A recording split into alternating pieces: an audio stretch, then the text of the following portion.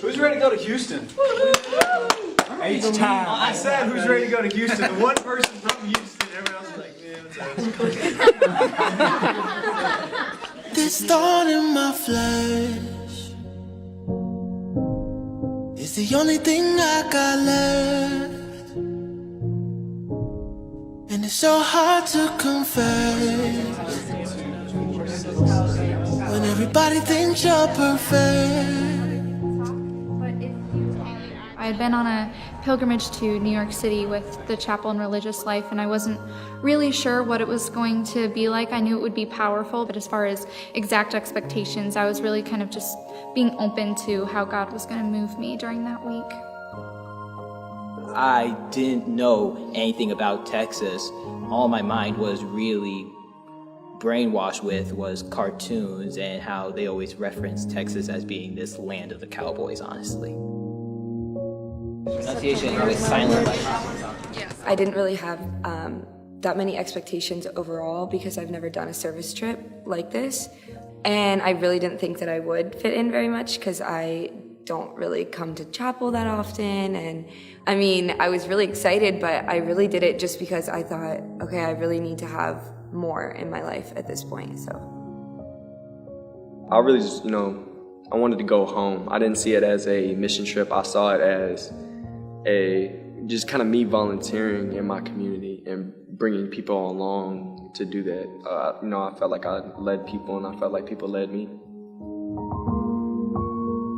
You could see, there was already tearing down that was going on. You could see that, while at the same time, their lives were still in that home. They had mugs and trophies on this one wall. And it was really, really, it was emotionally a wrecking ball because you physically walked into their vulnerability. It was a really humbling experience that they would allow 12 perfect strangers to kind of intrude and, take apart all that was once so loved and so lived in. When we got to Ecclesia on the very first day, we sat down ready for the service, and a woman comes over and asks, hey, we need 3 more people to help with communion. Are any of you guys interested? And I was like, this is usually something that people who have been at the church for a very, very long time do. It's not really something you ask a newcomer to do. So I was like, oh, I'll do it. And so I gave communion. And that was a really intimate experience that I really didn't feel qualified for. But then at the end of the week, I was kind of just thinking that God doesn't call the qualified, He qualifies the called.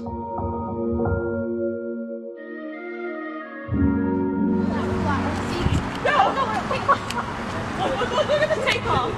We went to Lakewood Church. We were all standing, worshiping, and one of their leaders, Nick, came up and he said, if there's anyone here who wants to recommit themselves to Christ, to raise their hand. And I raised my hand, and Jamie was standing next to me, and I felt her raise her hand also. So I kind of just stood there for a minute, and then all of a sudden I felt this overwhelming power come over me, and I knew I was supposed to bring Jamie up there with me in that moment. I grabbed her hand, and we walked up there together, and we recommitted ourselves together, and it was just this fulfilling moment where I felt Christ just completely come over me. And for the rest of the trip, I think I felt Christ more than I ever had before. He just felt so present in my life. Going to St. Paul's United Methodist Church in Houston, this pastor had a very engaging prophetic language in this church that seemed very old and traditional. And then we were actually able to meet with him later that week and have a kind of round table, although it was a rectangle, conversation about how he sees ministry. And he talked about how it is merely because he's able to do contemplative practices, prayers, and meditation that allow him to center himself in God, that he's able to do everything else. And as someone that's looking to go into pastoral ministry, this was very encouraging and insightful as it speaks to how visible the community engagement work is. Doesn't mean that you can't neglect the spiritual disciplines and prayer time and times in silence, solitude, and contemplation.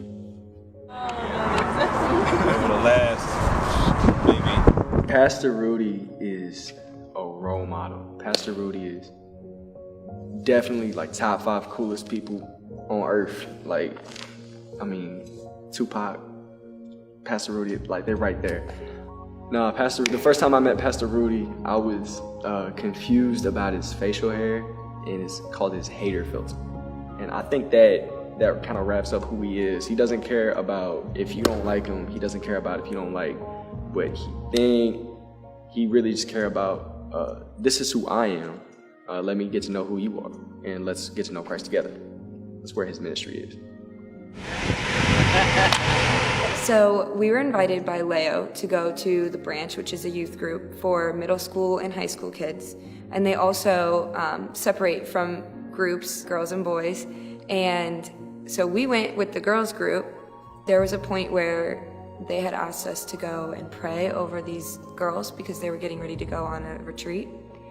And I was just praying for their safety on their retreat, that they would feel comfortable in finding God. And about 4 girls in my group had to get up and walk out because they were crying so hard.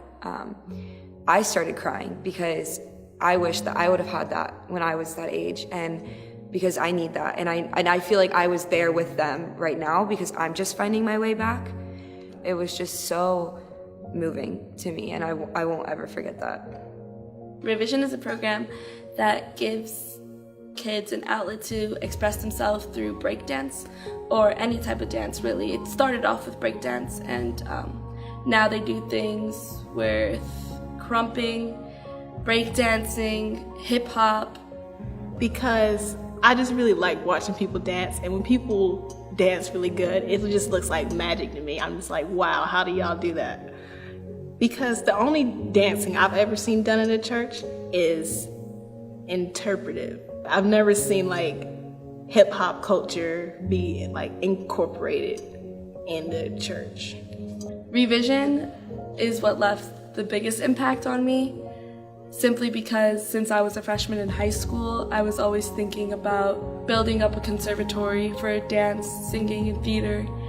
I just thought it was really cool, and just seeing it all come together as one. As soon as I got back, I was thinking of ways to find out exactly what major I needed to go into to get all the materials and knowledge I needed to be able to pursue what I wanted to do. Grace and I were in charge of devotional, and the theme that we came up with was what brings us joy. And as everyone gave their answers, Wes comes in and gives his, and as he spoke, his answer just grew, and it was awe-inspiring just to see the miracles that have happened in his life, the good and the bad that just led him to this moment. But grace is sufficient to start my mission. I'm so far from perfect, can't believe they listen. But hear a broken man tell you healing happens, and hear a liar tell you truth to bring you gladness. I could never boast in my accomplishments.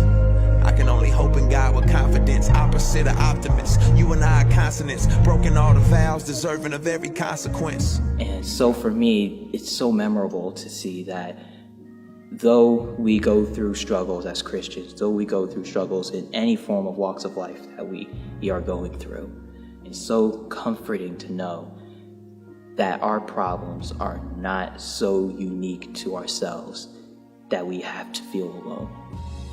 And that's honestly humbling, because that gives us the opportunity to grow together. And really, there's nothing more that can be said about that.